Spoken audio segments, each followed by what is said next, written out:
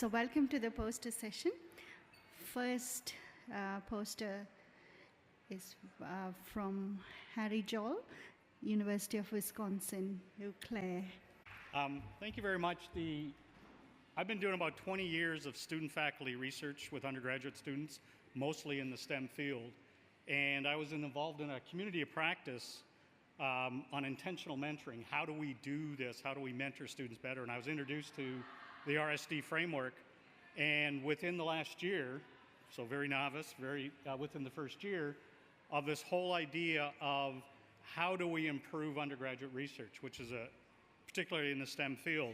We're dealing with persons of color, we're dealing with underrepresented minorities, we're dealing in our area in Western Wisconsin of first-generation students. 50% of our population are first-generation students, as well as in my field within the geosciences, physical geography, women are very underrepresented in the field sciences. And so trying to get these individuals in the field, and what I wanted to do is use the RSD as a framework to try to assess, but also encourage those students to do that. Some of the results or summary are outlined here, but I think the bigger thing that I'm finding with using this RSD in the Pentagon is basically a paradigm shift in the ability within the STEM sciences to take a look at this and the intentionality of showing students what the research process is. For 20 years I said, here's how we're going to do, but now at the front end I can say, here are the steps that we're going to do this. And in this conference, actually in the last session, I was given permission to change the actual formats, right, to change it into something that is very applicable to the students that I'm going to do, and in my field research of coastal studies, sea level rise in those areas. And so when I go back, this is what I'm going to use and still use those processes. So for me, it's been very transformative in the way of how do we do what we do in explaining to students the research process. And the next step is bring it into the classroom. So thank you. Very good afternoon to one and all.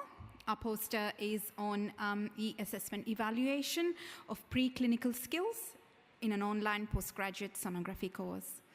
So when the course underwent curriculum redevelopment in 2015, gaps were identified in the summative assessments that we used previously.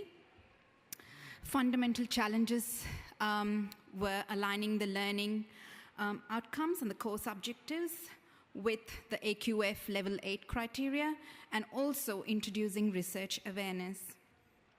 The detailed version of the RSD was used for my students who were in the first year, but in the second SEM, we used the bounded level, that's the level 2 of the rubric. A clinical case scenario was developed to help students embark on an inquiry of a topic, generate information, critically evaluate and organize the information, apply and communicate this new knowledge. The grading rubric based on this RSD was developed for online feedback as well.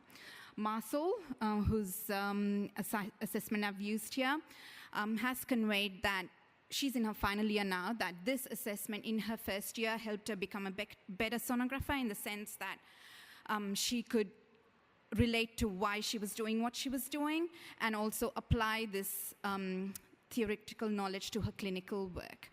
On a more formal basis, over the past 4 semesters, we've had consistent student feedback that has been about university average scores that the assessments has assisted in their learning and that they've been given effective feedback. So that's our poster. Thank you. Hi, I'm Amy. I'm representing the group. I work as part of the digital learning and teaching team in the Monash University Library. Our poster is about this little project. We've been doing a collection of online learning and teaching activity examples. In our way of working with our library staff as well as academics, we realized that it's really hard when it comes to developing blended learning and online learning activities, that it's really hard to determine where or how to get started, and sometimes you don't even know what kind of software you can get your hands on.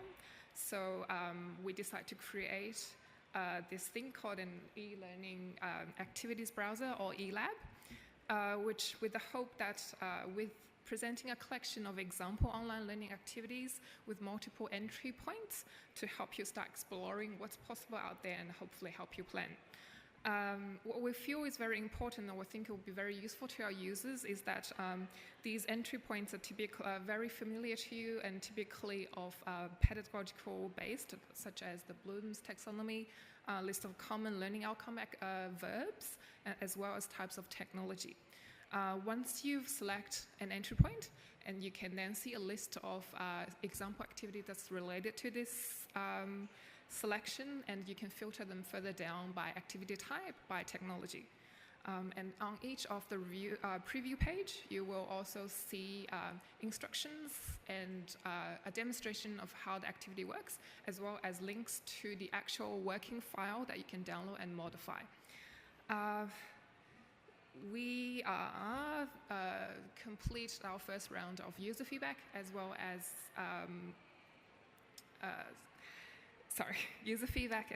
our focus group. And next step, we would like to map the RSD and the WSD to these collections that hopefully help and grow our collection to a better and more useful platform. Thank you. Okay, sorry about that. So Nguyen from Hanoi hasn't made it here, so we'll move on. So the credit goes to Nayana, of course, for this programmatic approach of medical sonography, but then she gave us the independence to take that rubric, specify it to our own courses, and then be as creative as we can with our assignments. So, and it's worked very well. So as you can see, the postgraduate medical sonography programs delivered by UniSA are completely delivered flexibly, externally and online. AQF requirements and Australian Sonographer Accreditation Registry now emphasize the need to build research capacity in medical sonography graduates.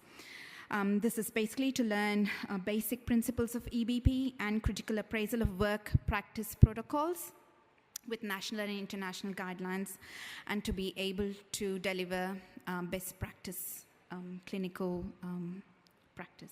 In clinical practice. So as you can see in that rubric, so the RSD1 is in the first semester, Introduction to Evidence-Based Practice. RSD2 is in the second semester, which is what I talked about. RSD3 is Examining and Applying Evidence. It's like a scaffolding that goes through, that's the third sem. RSD4 is designing evidence-based protocols that they could question what's actually happening in their workplace, or even justify why they're doing what they're doing, or include the recent guidelines into their protocols, that sort of stuff. And then getting into RSD5, which is the capstone course. And then we get into graduate masters, where you're translating discipline-specific research into clinical practice. So that's the scaffolding, and it's worked really well. And as I said before, the sonography programs are one of the highest scored in the university and the division levels. So that's the overall snapshot of our program. Thank you. Hello, Monica and I teach first year anatomy and physiology to a group of students that are studying a range of allied health courses, so things like physiotherapy, sport and exercise science, occupational therapy and speech pathology. These students, they're quite diverse in their background, so they come to us with a great range of preparedness for university study. So they had large proportion first in family students and a broad range of ATAR scores, entry scores into university. What we've seen with this group of students is that we have poor student success and poor retention in trying to teach these students science-based subjects first up, because a lot of them come in with no science background. So one of the things that we did to actually address this problem was introduced a flipped classroom delivery model of teaching, and as part of that we introduced workshops that had really intense student activity, learning type activities for the students to try and engage them. And I want to talk about just one of those activities today, because this is where they used the RSD to complete that activity. So what we did was we asked the students to complete really simple posters that were based on case studies, which were framed around sort of core learning core learning objectives for the actual week that they did these in. So the students were given 30 minutes, they worked in groups, we gave them resources such as, clearly, butcher's paper and just coloured pens essentially to construct those posters. They were allowed to use any resources to hand, textbooks, lecture notes, any devices that they had with them for finding the information that they needed, and they actually applied the processes of the RSD framework in putting those posters together. So you can see some examples of the posters on my poster. A really good thing, I suppose, about this is when we surveyed the students at the end of the semester. In the first year round, the majority of students actually found this activity quite helpful for their learning, although there were some groups that actually were less enthusiastic about the actual activity. Second year round with more scaffolding, more students, or that student satisfaction with the usefulness of the activity increased, and hopefully with a more implicit application of the RSD now we'll get an increase in that student satisfaction with the activity. Thank you. I'm Amir, I'm teaching finance. It sounds boring, but it's not to me. Teaching is a dynamic environment. You go to the class, you put your energy, you deliver the knowledge, and your expectation is the student engage with you and ask you a question, and it will encourage you to put more energy there. And at the end, it's a nice and pleasant feeling to engage with the student and deliver more. If they ask more, you deliver more. And it's a nice feeling. So what's the issue? The issue is clear. Finance is not everyone's or every student's favorite. It sounds like boring to some of them, if I'm not saying most of them. Some of them are scared of numbers. They don't like it. They think it's very boring. So what's the question? The question is, how could we see students more engaged in class? How could we see the subject is interesting for them? How am I going to teach risk and the relationship between risk and return without seeing them falling asleep in class? So we come to the idea of using game-based theory or competition-based theory by using ASIC's simulation game. What is it all about? It's all about, it's a free, without any cost, without any charge, by ASIC's share market in Australia. It gives you the opportunity to set up a group of students or group of anyone you like. They're engaging in share market based on real data, real information. They buy and sell shares. They should pay the commission to broker as well, but based on unreal money. So they're using financial statement, financial information. It's not the only things. They're engaging in share market based on real information, and they make money. So I had at the end 50 students in share market in that game, engaging in game, and in the classroom, whatever we talk in the class, they're quite engaged, they're asking questions, they negotiate with each other, they share information about the industry, about the companies, about their performance, and it was great. We believe we improve in teaching, we make it interesting. At the end, 50 students, we made averagely more than 10% in only 2 months. So every one of us got $50,000 on real money, but we transact with real information. Apart from that, the interesting things was my previous student from last semester, they start engaging with me, asking me questions to participate for next game. This is quite interesting to me. I think we made it. So right now, finance is not boring anymore. It's more interesting.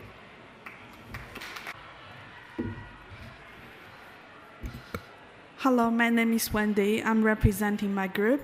Today, my topic is towards a framework for work skill development in biometrics in the era of digital agriculture in Australia. And the importance of digital skill development is recognized by the Australian grains industry.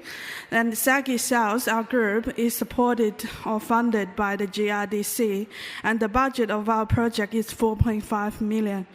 Digital skills refer to digitization of evidence collection and processing in field trials, for example, census, yield mapping, and lab analysis.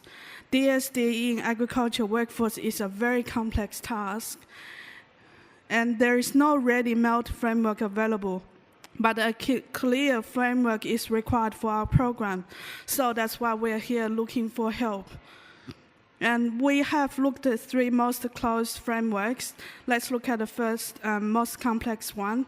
The Future Work Skill 2020 framework considers workforce landscape to be shaped by 6 major drivers: extreme longevity, globally connected world, super-structured organizations, new media ecology, rise of smart machines and systems, and computational world.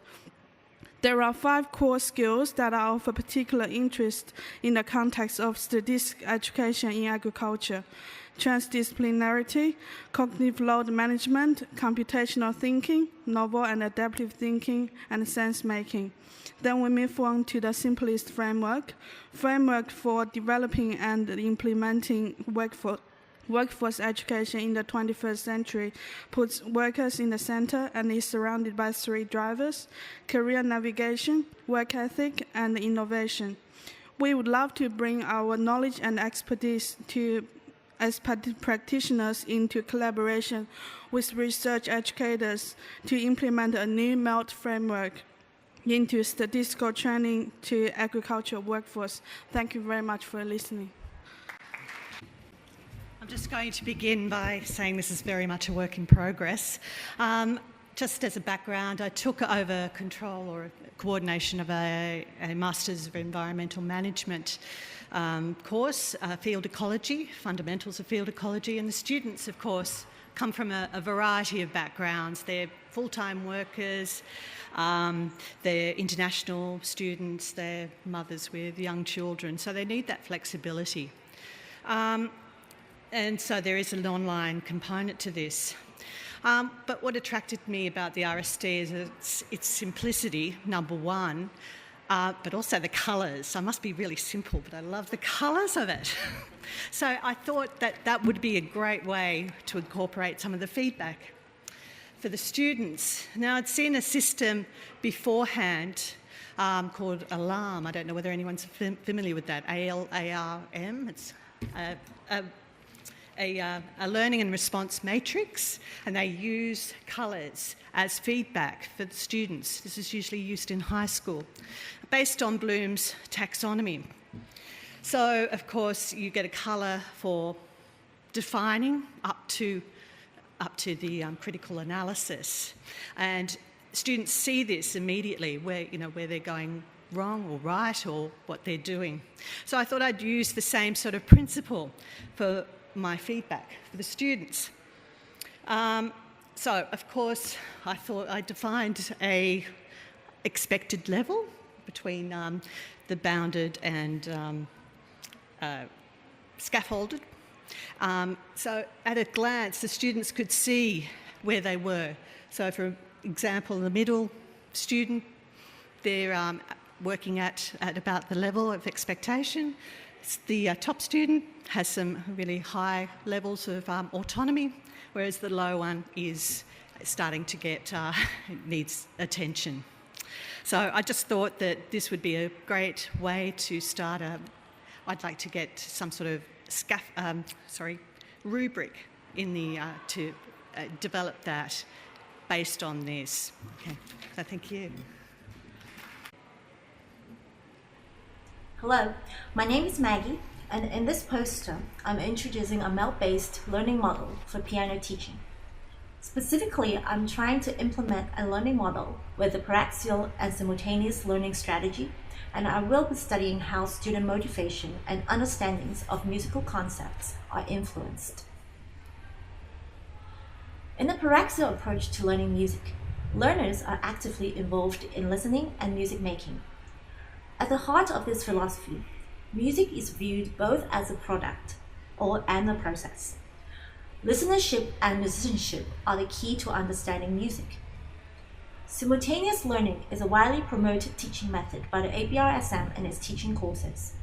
It is a teaching method where listening, oral, sight reading, improvisation, and theory, etc., are taught simultaneously with the piece that is introduced for learning.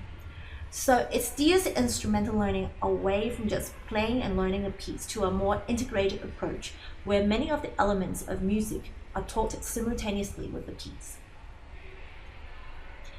This is the MELT model, which I call it the paraxial and simultaneous piano learning pentagon. But really, it can be adapted for any musical instruments. I have put the last facet F in the center, and that is the end outcome. And I also modified the phrase from when in doubt, go to the center into when in doubt, go outside the center to highlight the fact that the series of cognitive steps prepare you to reach a goal of performing with musical understandings. So please have a look at my poster and short paper, and do leave a comment if you have any questions or ideas. Thank you.